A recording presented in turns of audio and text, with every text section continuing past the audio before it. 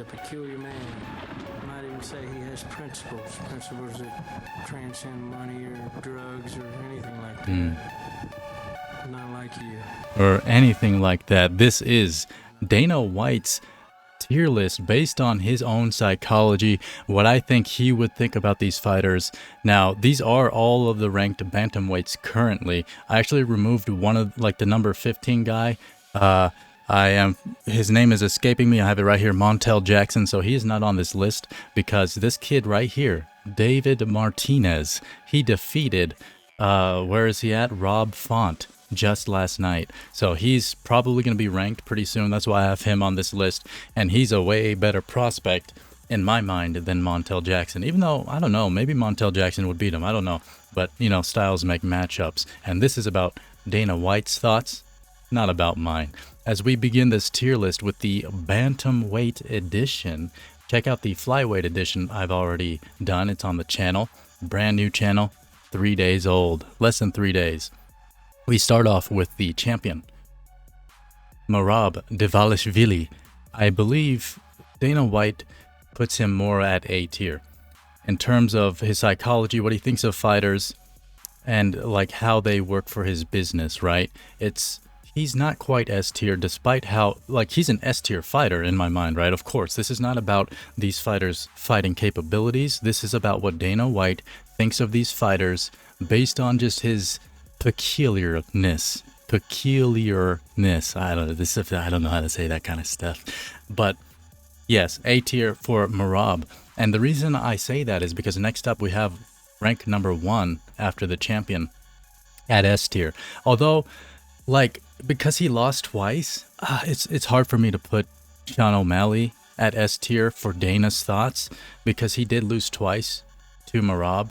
But the reason I put him at S tier is because I feel like Dana, he just has like this weird faith in certain people, like Sean, for some reason, because I guess he sees him like kind of like Conor, like a different version of Conor McGregor, even though that's not really true. Like, he's like kind of a freaking goofy, almost shy kind of kid in a way. I don't know. He's not really shy. He's just freaking awkward. He's not really that cool despite having face tats. I mean, is that cool? I don't know. But anyway, like, Dana White likes kids like this because he's a big draw. He has a pretty large podcast, I guess, for MMA and stuff, and like general. I don't know. I don't watch this crap. I don't really watch other stuff too much, but I would put him at S tier simply because Dana, he's like the golden boy even still, because he got that rematch with Merab after getting freaking demolished, and then he got demolished again, right?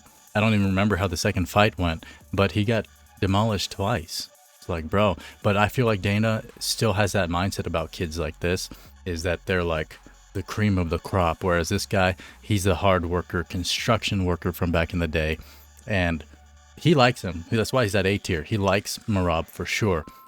But Merab, in his mind, is not like a draw like O'Malley would be. And moving on to the next one, what's this guy's name again? Let's see. His name is Umar Nurmagomedov. Right, I should have known that. I didn't know that. We'll put him B tier. I think Dana thinks of him lower because a lot of these generic guys with the same names as Khabib and stuff, I think he's related, but some of them aren't related. They just all have the same names. And like Dana White, in his mind, he doesn't really remember these guys too much until they like prove that he should remember them. The roster's deep. He's the type of man that doesn't really care about individuals too much, and more so he will when you like show him that you're worth his time, in a sense. I'm not saying that's the right mindset to have, but that's the mindset Dana White has for sure.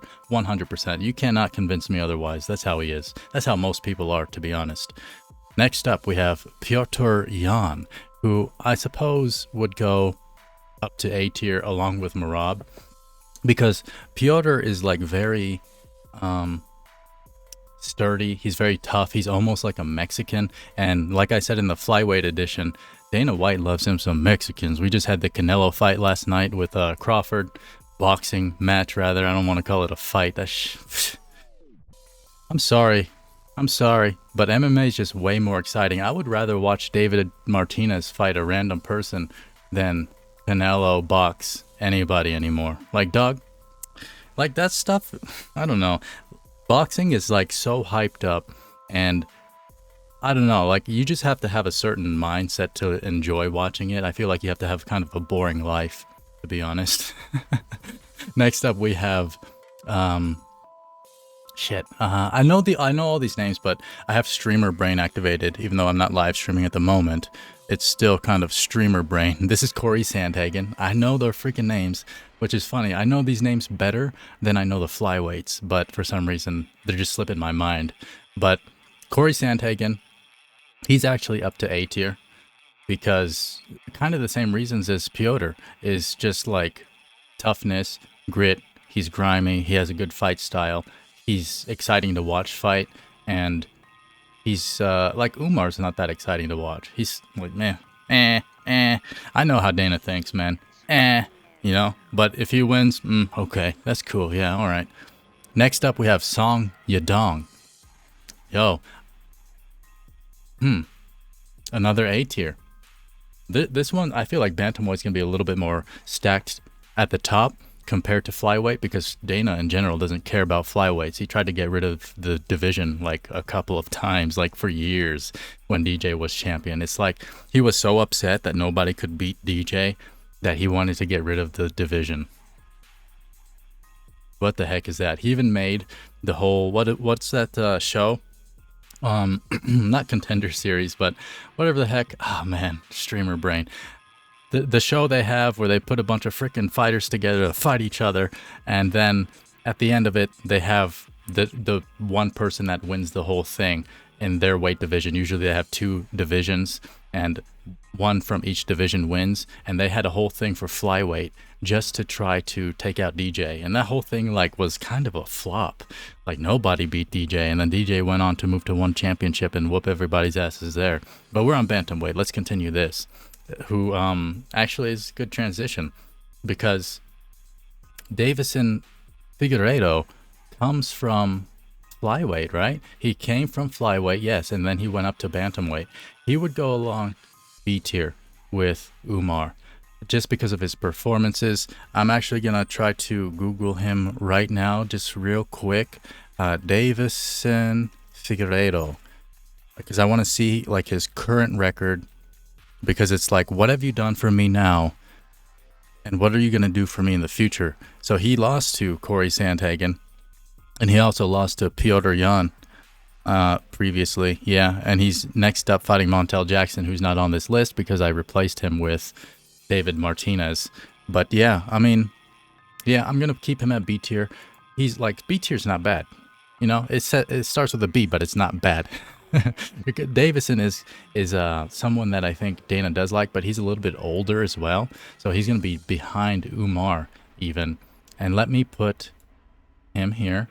We're going to order them like this because yeah, well, Dong Yadong is Chinese, so he's Chinese.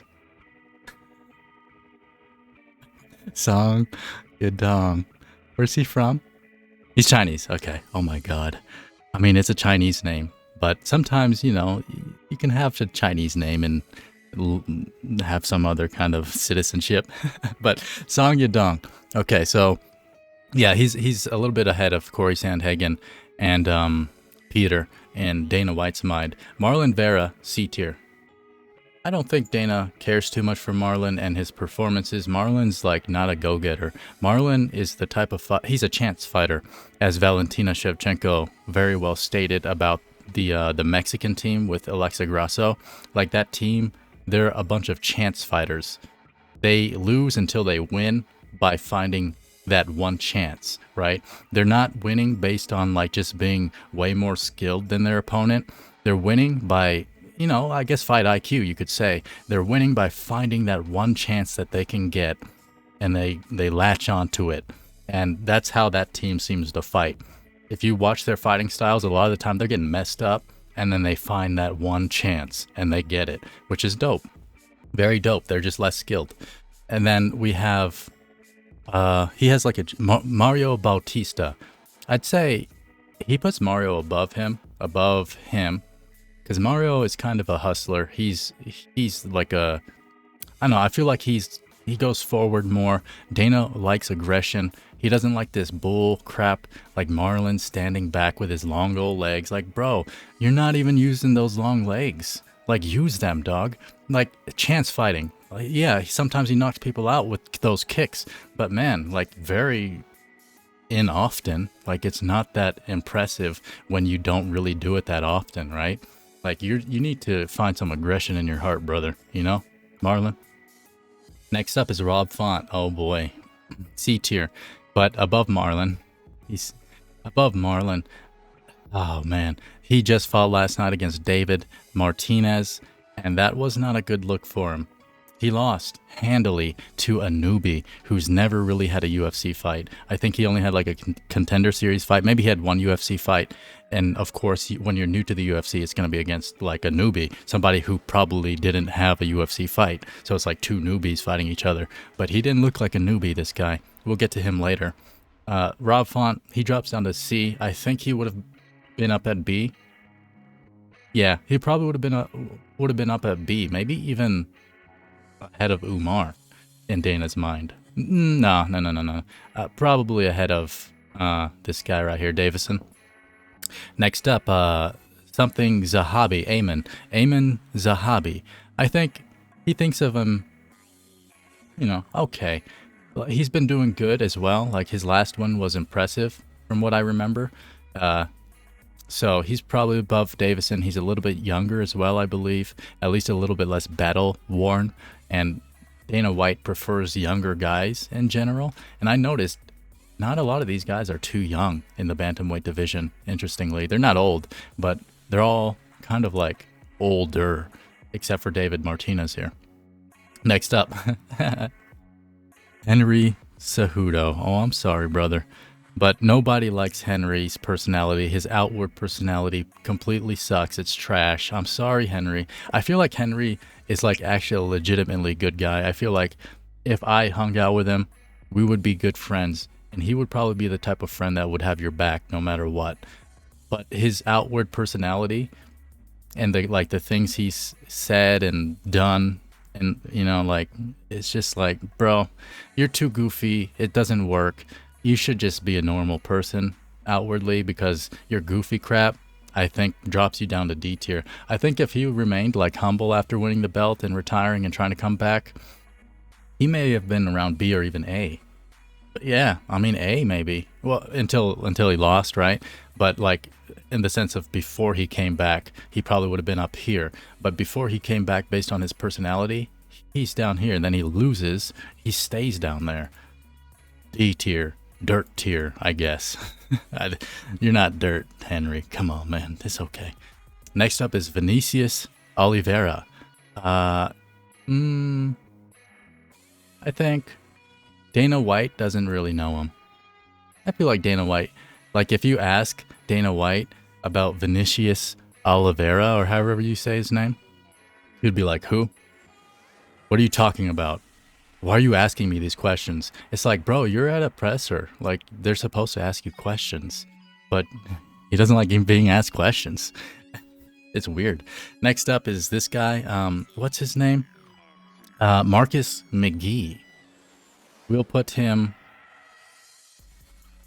C tier. Marcus McGee, but the top of C tier. He leads the C tier. Because I do think Dana would remember his name. I do think, like, if somebody asked him, he'd probably have to take a moment. Marcus McGee, Mark.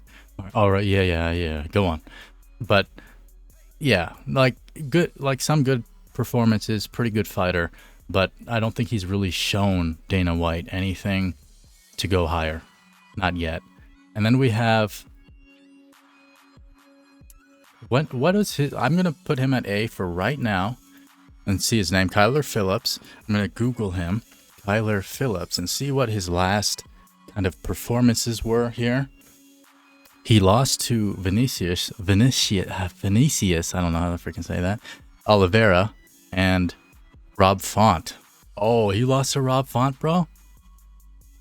And he lost 2 in a row. I don't know why I put him up here. I mean, I guess if you took those 2 losses away, then yeah, he would have been up here for sure, 100%. But no. Bro, you losing to Rob Font, you below Rob Font, but still above Marlon Vera. Honestly, I feel like I should drop Marlon Vera to D tier. I feel like I should drop him to D tier. But he's like, I don't know. Yeah, no. Because, like, how are you going to be down there with Henry? How are you going to be down there with Henry? Alright, yeah, he's staying at C tier. But we'll put him above these 3. Boom. Yeah, that'll work. I think Dana thinks of it that way. And then last up, it's 2 people in 1. David Martinez from Cyberpunk Edgerunners, one of the best shows you can watch. Very good story, even if you're not really into anime and stuff. I'm not really into it anymore. I used to live in Japan, Singapore, places like that, and I liked the stuff at the time, but over the years I grew to like kind of almost dislike anime, but not really. But like I'm like neutral with anime, and I would still recommend this to anybody that's not even really into anime, as long as, like, I guess you're not one of those goofs that care so much about how the drawing looks. Like, I know a lot of people are like, oh, it looks gay. It looks so gay. Well, why are you saying it like that? You're the gay one, dog. You know? I mean, it's okay to be gay. Anyway, we continue. Boom. S tier, David Martinez. That performance he put on against our boy Rob Font right here. I picked this guy. I picked this freaking guy. Dog. But David, man, he just impressed me so much. He gets 2 spots at S tier. He's double S tier. And freaking Sean O'Malley's still up here because I know Dana loves him for some reason. Dana loves this boy, just like he loves Canelo. Well, he loves Canelo way more. Like, he would kiss Canelo over his own wife for sure, 100%, if Canelo allowed him to. But David Martinez, number 1 prospect in this ranking, in the division for the rankings, right? These are only ranked fighters. He's not currently ranked as I'm recording this video, but he did just beat Rob Font, who is ranked currently at number 9. So he's at least number 15, right? If not, I don't think he would replace him in the rankings, since that's not necessarily how it works, but he's up there. He's up there in the rankings. And this has been Dana White's tier list based on his own psychology for the bantamweight division. Leave some comments down below if you agree, disagree. Tell me what you think, where you would put these fighters at, and if you want more like this, because more is coming whether you want it or not. We got the next division coming up next time. For now, this has been Coin. You have been you. Check out my VPN on the website, www.coin.me. That's Coin's most excellent VPN.